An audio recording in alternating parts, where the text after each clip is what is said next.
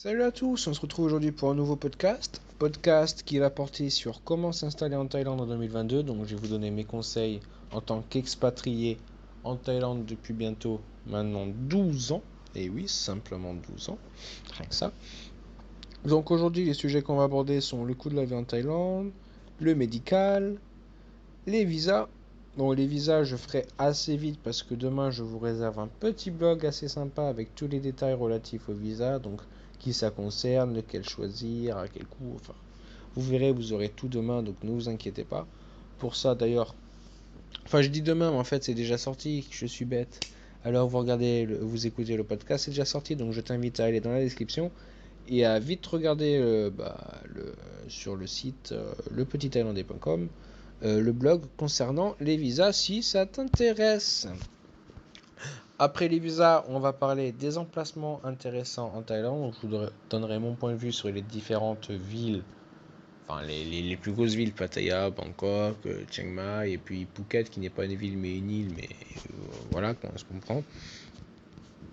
Donc on va aborder le premier point, oui, qui est le coût de la vie en Thaïlande. Alors ça, c'est très très intéressant pour vous parce que souvent les gens, ils partent en Thaïlande, ils se disent oui, bon, j'ai lu dans un journal que c'était 48 fois moins cher, que c'était 18 fois moins cher, ou que c'est...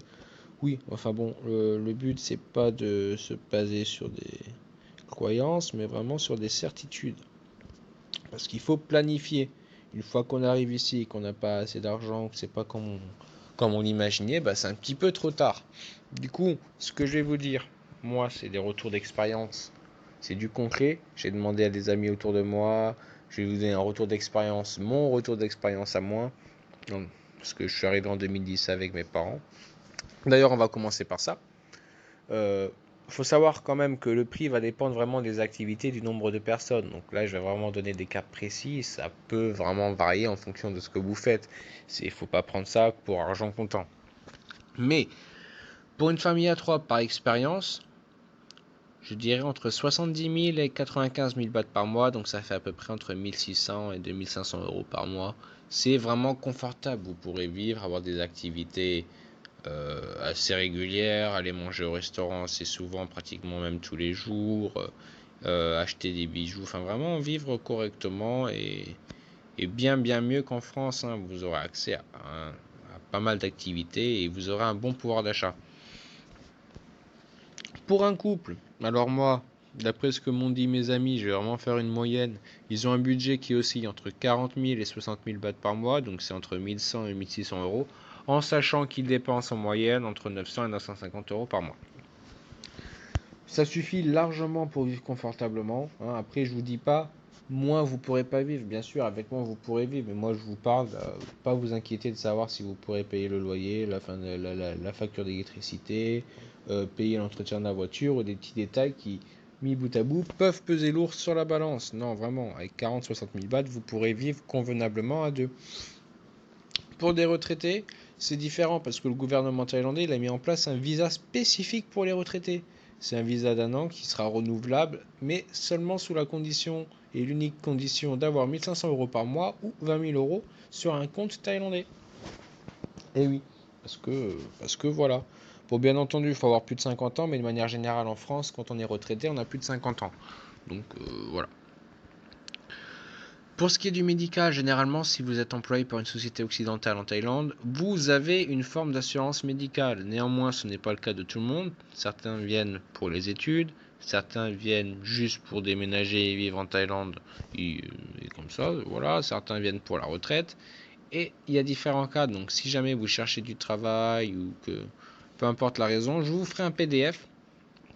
Il n'est pas encore écrit, hein, il n'est pas encore préparé, du coup c'est pour ça qu'il est intéressant de me suivre, c'est que bon, il y a pas mal d'informations qui vont arriver ces prochains jours. Et je vous donnerai toutes les informations sur les assurances médicales, combien ça coûte. Bon, combien ça coûte, c'est un petit peu compliqué, ça va vraiment dépendre de votre antécédent médical, de votre âge. Je sais que mon père c'est 600 euros par mois, moi ça va être 200 euros par an. Donc ça va vraiment dépendre de votre âge, de vos antécédents médicaux, mais je vous donnerai une tendance, vraiment une petite tendance qui vous permettra de prévoir au moins un budget qui... Enfin, voilà quoi, ça vous permettra de prévoir. Faut quand même noter que la Thaïlande est très réputée pour son tourisme médical et pour la qualité de ses soins. Eh bien oui, parce que les gens des Émirats Arabes Unis, ils viennent pas ici juste pour les belles infirmières, ils viennent vraiment pour la qualité du service. En effet, les chambres, c'est du 35 mètres carrés, 40 mètres carrés. Il y a un petit salon cuisine aménagé, canapé convertible si jamais la famille veut venir dormir dans la chambre. Il y a des toilettes japonais. Si le menu de l'hôpital vous déplaît, vous pouvez commander McDo, pizza, spaghetti, plat thaïlandais. Ils iront vous le chercher, ce sera noté sur la note. Seul petit détail, bien entendu, c'est que ça a un coût, mais vous avez l'assurance, bien entendu, qui est là pour vous aider. Puis vraiment, la qualité, c'est vraiment, la qualité du service est vraiment incroyable. Et le coût, pour titre d'exemple, le dentiste, un ami à mon père, a voulu se refaire 4 couronnes, ça lui a coûté le prix d'une couronne en France. Et il n'a pas eu mal, ça a été fait, mais c'est magnifique, c'est d'une qualité, c'est pas un truc de boucher, c'est vraiment bien fait. La plupart, ils étudient aux États-Unis, dans les grandes universités, puis ils reviennent en Thaïlande, ils sont vraiment au top, hein. Honnêtement, ça, là-dessus, il n'y a rien à dire. Ça a un prix, mais dans la vie, il faut savoir ce qu'on veut. Puis de toute façon, comme je l'ai dit, vous avez de l'assurance, donc voilà. Autre avantage, c'est que dans la plupart des grands hôpitaux internationaux, il y a des traducteurs. Et les médecins parlent bien anglais. Donc, même si vous ne parlez pas anglais, vous avez un traducteur. Le mec, il vient, il vous traduit tout en français. Puis, vous n'avez pas à vous inquiéter de savoir si vous avez bien compris quel était le problème, si vous avez bien compris les symptômes, si vous êtes bien fait comprendre. Enfin, tout ça, c'est évité. Bon, les prix vont varier en fonction de certains hôpitaux, bien sûr. Même entre les grands hôpitaux, les prix peuvent varier du simple au double. Donc, ce qui est intéressant, c'est de se renseigner avant d'aller dans un hôpital. Moi, un petit conseil, le Bangkok Hospital, j'éviterai parce que la qualité est bonne. C'est vraiment pas au niveau de la qualité du service, tout ça, parce que bon, c'est très bien, mais c'est quand même assez cher parce que les chambres sont belles. Voilà quoi. Enfin bon, après, voilà. Point intéressant, c'est qu'ils ont des médicaments très efficaces, hein. Vous allez chez le médecin pour vous faire enlever une dent de sagesse, pas un seul moment vous allez le sentir. Les médicaments fonctionnent. Et si ils ne fonctionnent pas, ce qui m'est jamais arrivé moi en 12 ans, mais si jamais les médicaments qu'ils vous donnent ne fonctionnent pas, vous allez à la pharmacie, il y en a une tous les 150 mètres, et vous lui demandez tout simplement de vous donner la même chose mais en plus puissant. Et ils vous trouveront un équivalent qui sera beaucoup plus puissant, mais dans tous les cas, la douleur, c'est pas un problème. Ils ont vraiment des médicaments qu'il faut. Comme j'ai dit, le service est bon, la qualité des chambres, pardon, waouh, ça sent qu'il est minuit. La qualité des chambres est bonne, mais bien entendu, il faut prévoir l'assurance en sachant que plus vous êtes âgé, plus ce sera cher. Pour la luxation, enfin pour la tente, moi j'ai un exemple, c'est la luxation que je me suis faite quand je jouais au foot. Alors je sais pas comment ça se passe en France, j'ai eu des retours comme quoi pour passer un IRM, ça prend du temps, etc. Moi je suis arrivé en urgence parce que je m'étais blessé au foot, je m'étais fait une luxation. Ils m'ont pris en une demi-heure, j'ai passé mon IRM. Après j'ai passé ma radio, j'ai vu le médecin, on l'a regardé, les médicaments. En quelques heures j'étais chez moi. Ma mère c'est pareil, elle veut aller voir le médecin. Au maximum, le maximum du maximum que j'ai attendu c'est chez le dentiste parce que souvent il est assez réputé donc souvent il y a du monde. 3 jours. Voilà, le maximum que j'ai attendu, c'est 3 jours pour me faire enlever une dent de sagesse. Donc autant vous dire que 3 jours, voilà quoi, c'est pas la fin du monde, c'est pas une semaine, c'est pas un mois, c'est pas 3 mois, et pourtant il est réputé. Mais comme ils sont bons, ils sont efficaces, ils sont rapides, et qu'ils n'ont pas de problème de moyens, et ben voilà. Qu'est-ce que je voulais dire après? On va parler peut-être des visas? Non? Ce sera intéressant de parler de visas. Vous en pensez quoi? Demain, je vous prépare quand même un petit blog. Donc, quand je dis demain, c'est aujourd'hui. Il est déjà sorti. Là, je dis demain parce que je suis en train d'enregistrer à minuit. Mais à l'heure actuelle où vous écoutez le podcast, c'est déjà sorti un blog dans lequel je vous renseigne vraiment toutes les informations sur le visa. Mais enfin, ça, vous le savez déjà vu que je vous l'ai déjà dit en début de vidéo. Mais pour faire rapide, il y a vraiment différents types de visas en Thaïlande. Il y a les visas mariage, les visas étudiants, les visas retraités, les visas diplomates. Attention, sortez votre cahier. Les visas non immigrants O à but bénévole, les visas non immigrants M pour la presse, les visas non immigrants A, AB, IB, BA. Enfin bref, il y en a beaucoup, il y en a pour tous les goûts. Du coup, je vous prépare le blog comme je vous ai dit demain. Ce sera précis, net, clair. Ce ne sera pas juste des paroles en l'air. et ce sera pas éparpillé. Donc pour ce faire, je vous laisse regarder la description et aller sur le site du petithaïlandais.com. Ce qu'il en est des emplacements. Alors, pour ce qui est des emplacements, je connais Pattaya, donc je vais vous commencer par parler de Pattaya. Ça fait 12 ans que j'y suis, et c'est une ville qui est connue pour ses bars, pour les filles, etc.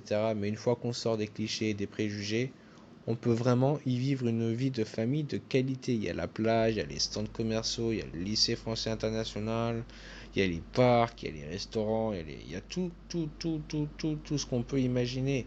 Les bars à filles, oui, il y en a, mais pas plus qu'ailleurs. Ils sont localisés dans certains endroits, puis c'est pas agressif. Les filles sont, oui, elles sont là, mais ça reste dans un climat assez bon enfant.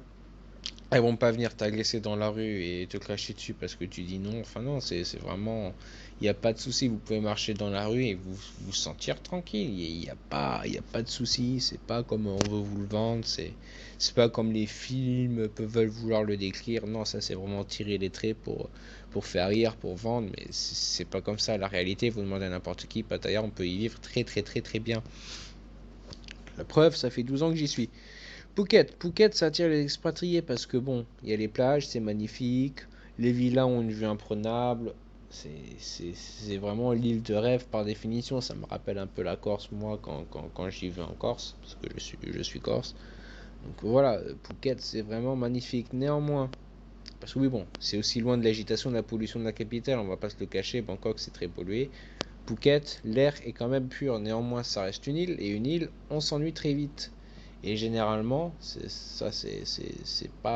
vraiment par expérience. Les gens, ils restent un temps à Phuket, mais ils y font pas toute leur vie parce que on s'ennuie à Phuket. Si certains retraités y arrivent, mais quand on est jeune, c'est assez compliqué, surtout au niveau des emplois, tout ça, tous les désavantages qu'une île peut avoir. Bangkok, c'est une ville dynamique. Hein, je parle de Bangkok vu on l'a mentionné il y a quelques secondes. Il y a beaucoup de transports en commun, beaucoup de mototaxis, beaucoup le BTS, le train aérien, il y a vraiment tout, c'est très développé, c'est pas cher, les restaurants, la street food, tout ça, il y en a partout. Seul petit hic, je dirais, la pollution qui peut être vraiment insoutenable à certains moments et le trafic où quand on doit faire 1 heure et demie pour faire 5-6 km dans la ville, ce qui équivaut au même temps que je mets moi pour faire Pattaya Bangkok, donc 200 km. Voilà quoi, c'est Paris, c'est toutes les grandes villes à plusieurs millions d'habitants. Hein, c'est plus de 12 millions d'habitants Bangkok, donc c'est normal qu'à un moment donné, il y ait du trafic. Néanmoins, les emplois payent bien, ils payent mieux qu'ailleurs. En moyenne, c'est 50 000 bahts par personne. Euh, et puis ouais, c'est joli, il y a pas mal de monde, il y a des trucs sympas à voir, donc ça reste une ville intéressante à visiter. Comme je vous ai dit, ce qui est important à faire, c'est vraiment visiter tous les endroits avant de décider de poser ses affaires parce que c'est vraiment riche et varié. Il y en a pour tous les goûts. Comme Chiang Mai c'est très différent. Chiang Mai, ça attire plutôt les retraités ou les nomades numériques et les voyageurs. Mais Chiang Mai, c'est beau pour tout le monde. Hein. Il y a les taxis qui sont pas chers, il y a des belles montagnes, c'est beau. Les temples sont magnifiques. Il y a pas mal de trafic, on se le cache pas parce qu'il commence à y avoir du monde. Attendez, excusez-moi. La voisine qui m'écrit. Enfin, la voisine, c'est pas du tout la voisine, mais bon, c'est sorti tout seul. Il y a pas mal de trafic, oui, mais mis à part ça, il y a des jolis monuments à visiter. C'est vraiment une ville pour la famille, pour les retraités, qui peut être intéressante, qui est pas chère, qui est belle. Vraiment, c'est une ville que je recommande à visiter. Dans tous les cas, si vous êtes en Thaïlande, c'est vraiment presque un incontournable, ne serait-ce que pour les montagnes, c'est les lacs. Waouh, il y a un lac pas loin de l'université qui est vraiment sympa. On en fait le tour là. C'est joli. Pour la promenade, c'est vraiment joli. Bon, ben voilà, je pense que j'ai fait assez le tour. Hein. Il y avait en fait, c'était pas la voisine, c'était un de mes collaborateurs, on va dire, qui me disait qu'il vivait facilement avec 3 000 $ par mois à 4. Donc lui, c'est à 4. À 4, donc avec lui, 2 enfants, puis il se permettait quand même des petits extra un coup de temps en temps. C'est 3 000 $ par mois, donc on va dire 2 800 € à 4. Donc ça reste des budgets quand même assez. Puis lui, c'est vraiment pour vivre bien avec une belle petite maison. Donc voilà. Là-dessus, vous êtes fixé et on se retrouve demain même heure pour un sujet qui, je le sais, te plaira. Moi, je ne sais pas encore ce que c'est, tu ne sais pas encore ce que c'est, on va le découvrir ensemble demain. Hein. C'est pour ça que c'est intéressant de s'abonner. C'est un peu le principe aussi de l'abonnement. C'est qu'on ne sait pas trop ce qui va arriver le lendemain et on ne veut pas le rater. Du coup, je te conseille de t'abonner.